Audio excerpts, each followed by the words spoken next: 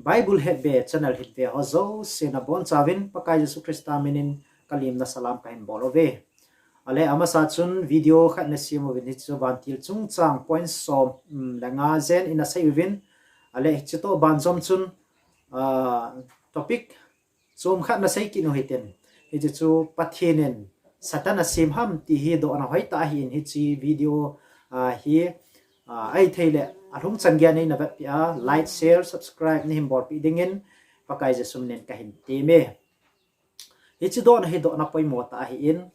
ale hi chu hin sei dinga hele satan kiti hi vantil gilo ho fallen angel a hi in pathinen vantil asimin mihim ho he to hin akiba lo nei ga na hele vantil ho hi pathin to khom direct a pathin to kan te ga hivin so ting ta la mo hi zila cha nei dia ki sima hi poven amo hi ki sima hi tabanga chu jing pathin na to jing o hi ki pa chu ga he divin kain dei sa in ale satan chung chang sai dinga hi la hin lucifer chung chang hin sei anga yin ida chu lucifer chung chang i sei na dinga hin bible la hi mun phabe ma hin lucifer chung chang ke describe na omin hi chu ho chu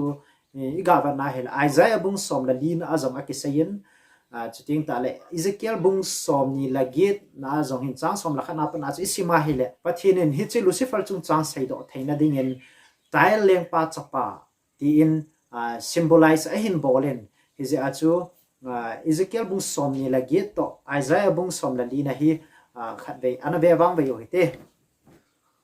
Isaiah bung som la li na hin bung som la li chang som la nya pan hin sim kate bo sun lai a si khuwa chapa idinga bana ko na hum pul ha hiya nam tin vai pi suni ma nang ma iti dola le si na hum ki sal ha na him chang som la thum na nang man na lung thimin na sayin keima pathin a si te chung lama bana kal to wing ting kalal to na chung sanga kidong kate chang som la li na ivat ki na hele mei thang ho chung vuma kalda ingting ha chung nung pen pa bangin ki seminge nati ahin la noi migam ge na ki son han hu sunga ko tong thu lai na ki ge ta na he atin he chu Isaiah describe about na hin ale Ezekiel bung som ni lagi na hi ga vat ki na hele chang som la khat na pa chuna ki sen hi zong le chuba hin chang som la thum na pa chun hin sing katen Ezekiel a ki le dan pa hi iwa na hi le nyaw chakhat hi ahung za chu men intended meaning hi ahung so do zo puin hi ji chun English pa ki sai dung ju ya chun thou are anointed chirup atin ama chu thawmu chirup a hi ati in ahin la hi chu ben chirup hi a chom be danin a sayin nang ma pathin hang tin chunga na umin mấy sung là gì ngắt chun na ba le len a hi je na kisim do ni khwa pa nang ma hi na lam ha zo sin ol na be hi la hi tia chu na sunga thi mo na akimu do ka sen ati in hi je chun pathin mol sanga ko ne nang ma thil bo bang in na ki pe do tai hi chat chu na simute sifal hi wana pathin thang thingau ma hi in ama hi anointed chirup ti chu thawnu chirup a hi in hi chi thawnu chirup ki ti tinga la chirup ho na to hi pi hamiti le pathin lal to na to ki nei pe naw ma hi in lucifer chu pathin to ki nei ta chu ting ta la pathin dan ho veng tu tu hi in chu le pathin na dinga hi ama hi bodyguard ti di ham pathin noi do ta hi ma hi ti pa hi he diven a pai mo na hi chirup ki ti tinga hi le musi in pathin dana koi na hi chi thingkung chunga khu chirum ni adingin hi chi te ni chu chirubim akitien plural form a ki sai da hi in al ha te ni aza tu honen hi ti chun mercy city le happy to na chu chunga chun al ha te ni aza do honen hi chu pathin lal to na avat sa hin pathin lal to na ko ma chu chirup chu ma hi song man tam chi tam ta ki zem hi tin Ezekiel bung som ni lagi chang som la thum na chu ni mu thevin ya chu ma hi akizap na jing zong sei thailo wa mial hoi jing song man tam chi tam ta ki zem hi ti pa chu i mu thevin pathinen ama hi mel hoi ta le a ching pen a thim pen nur na be a chon sit na amona a hil na ki mu do ka sia cho ama hin nur na be hi tin bible chana sei na hi chule lucifer hi vana kwel lam kai pathin wa chaina adinga alam kai pen le ongei ta a kisim chu ting tal ama hi music to kisim tha hi ti pa jong hi scholar ha kunen mu do the na min chu ting tal bible a jong chu klu mu thei chu pi ha mi tia hi le Ezekiel bung som ni la ge chang som la thum na chi wa na hi le ei pa wa hi ga wa na hi le hi chi hi a pu in wang sinum ta in a pu in tabrets and pipes akitin hi chu English pa wa ka sai hi in hi chu translation ei pa wa pen hin lo zi in mobile phone a ka hin wa na hi le ana ki ji khawang la in ke pa wa min hi tin a sai na hi chule na khong cha le na thei le nang ma na kisim ni khu a ki gonga a hitai ati en hi chu va hen khong cha la thei le ti in a hin sein jing zon le hi chi mi him kam pa wa ki se hi in pathin en agun pi chu i tabang hi ding ham wang chu he thei cha cha hi pu na hi he ji a chu hi chu va hen iwa na hi le ama chu a kisim do ni khu a pa na chu hi chi music instrument ta chon ama hi a hi na a kisim tha hi ti pa chu mu do the na min ale iga va na he zong la tu lai hin va noi le sin music he apoi modan hi mun tin gam tina ki man cha na zo si pathin thua ki man cha na hi han lang chu ting ta le si ta sa thua ki man cha na hi zong la music hi mi zo sin angai cha su ke jin chu ting ta le lung hem ni ko ke pa ni ko ho zo sin zo music ding hi a chi za chom chom am su ke jin hichi music kiti hin pathin hona lam panga zong lagaw lama zong na sata ei pui lu thei chu tin tal lagaw lama ku na zong na sata ei pui dal thei hi ti zong hi heading apoi mo in tu la ya music kiti ting le na sata in competition au min music za chom chom tam ta au min vanoi listen music a advance ma zingin hichi na di akhang dong te ho hin khu le lagaw lam pi hi na sata driver na bola apui manga hi hichi hi Lucifer ama pa hi pathinin talana pi pa chu leisi na jong he aman cha na la hi ti pa chu heading in kain dei se na hi masang chung lungboi na kanane in ipga pathinin hi chi fallen angel chu ama hin atalan hola pi lova hi chi a china thip na ho amel hoi na ho he akwai dan ham ti hoi lungdon nan ka nei jin a hin la bible chang khat chu iga ba na hi le rom bung som la khat na chu ana chi hoi ten na ve hoi ten chang som ni la ko na a chun ana simu hite ipsam izena mitila pathinen manbeya thilpi hole a ko chu lungkhel kit a hi poi atin in other words pathinen talana pi sa mi thil pi anei sa chu pathinen ale la ji poi atia hin ja chu satan jong hi amel hoi na ho chuting ta le music a thip na hoi cho zo se he dan na lai ama na lai hi ti pa chu bible la ko na zong imu thei dor che hi ama hi achi na le a hoi na a bol thei no ho zo se ave in vantil ho zo se na thu thu anun dan ho he avat tinga hi le ama hi pathin bonga hi ding hi thanu hung thanom ta in chuting ta la pathin bonga vantil te hon a ho diu hi ama hin a hin dei zo ta in pathin vai hom na government hi a hoi lo dan he a sein ama hin alung dei bong ta pathin dan noya aum pa hi peido a pathin dan peido ama lung gut dan bong ta si ma hi cha cho vai hom ding hi alung tu ma hi zin hi ta bong a cho campaign a bor jing hi a hin la hi chu ta bong lunggel ngai to anei jing wanga chu pathin en wana hi hungovin e hon lim bangin mi him simu hi te tia council ko wachun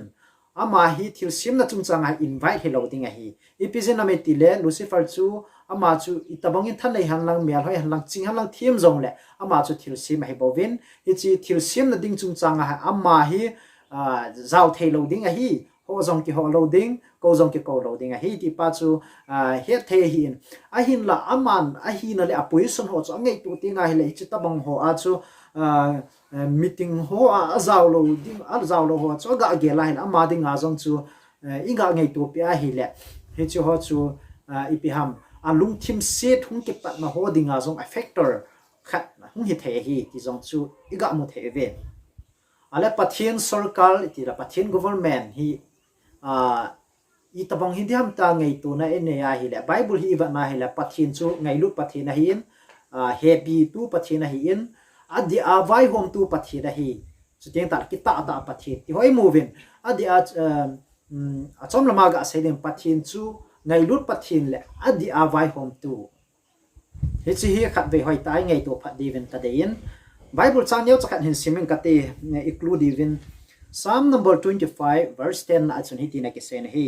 all the paths of the Lord are mercy and truth again mercy and truth mercy and justice in the other word na e chi chu a hin e ya chu pathin lampi ho chu happy na le adi athu ta na hi ya ki sei hin ale Psalm number 89 verse 14 achun righteousness and justice are the foundation of your throne mercy and truth go before your face atin hi tabanga chu pathin vai hom na chu iphamiti le justice mercy ahin ale pathin chu ngai lut pathin ai lo le happy tu pathin ahin hi chulai hi ga gel thu zama hena ale happy na to adi a thu tan chite ni hi principle chom chi a hi en iti chi khom thairing ham ti chu lungboi na zong the hi epizena mi ti le mercy chu apply na boarding a hi le mi khat chu athi mo na pa chu na ngai dam ding thu na tan pi ta lo ding tin a hi a hin la adi a thu tan chu apply na boarding a hi le hi chi mercy ki ti chu na sa ta lo ding hi chi athi mo pa chu athi mo na dung zu ya athu chu hi bonga na tan pi ding a hi hi chu ba chu happy na le ngai lut na ho chu thil chu ma koi do ngai hi hi ta bang ho chu ngai tu ti nga hi le a chi khom dang hi satan in comprehend a borzo point hi che het thim lo ji le het thim lo ji chu ama hin hi ta bang chun pathin chu force accuse about ta in vantil ho ko ma chun ama hin pathin vai hom na hi di lo adi lo dan ho hi asayin hi ta bang chun ama hin lung thim sin hoi vantil ho ko ma atulu na hi ahin la Lucifer ti tinga hele Lucifer ti zemven Lucifer ki ti tinga la a meaning to light bearer son of morning star la sun lai a si ko wa chapa tia ki sei hin hi ja chu ama hi min ngai ta hi in min si he po na hi pathin to ki nei ta om ji ja chu pathin wa lo pi ta chu ama hi wa pathin wa lo pi ta chu ama azong uma hi in hi ja chu hi chi va chu light hi chi ja chu light barrier ta jong ki sei hi in ain hi chi light barrier chun alung thim si jela a hoi tho ji akili sa na ji chun van hin gal hin panen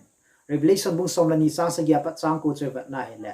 michael avanti les dragon le avanti ho so hong ki sa no ven hi chun dragon le avanti ho chu leisi na hong ki le la tavin dragon chun vana si ho hok thuma ho khat chu amei na kai lai ti chu hi chila jogen anunga hin dragon amei nei khat a omin hi chi hi dragon sim Lucifer symbol a ke bola hi in si ho ki ti tinga hele vantil ho sai nan zong a ke mangin chu ting ta le thildang sai na zong ke mang the hi Lucifer ki ti hi min ngai ta hi jing zong le hi ta banga sin na ahung lu ta ji chong ama hi gal mi hong hi ta in adi lowa mi he si hong ta in a phalo hong ki so en chi cho Lucifer cho ama le ama satan in transform hong hi ta na hi he ja cho pathin Lucifer a si ma hi in vantil hoi ta le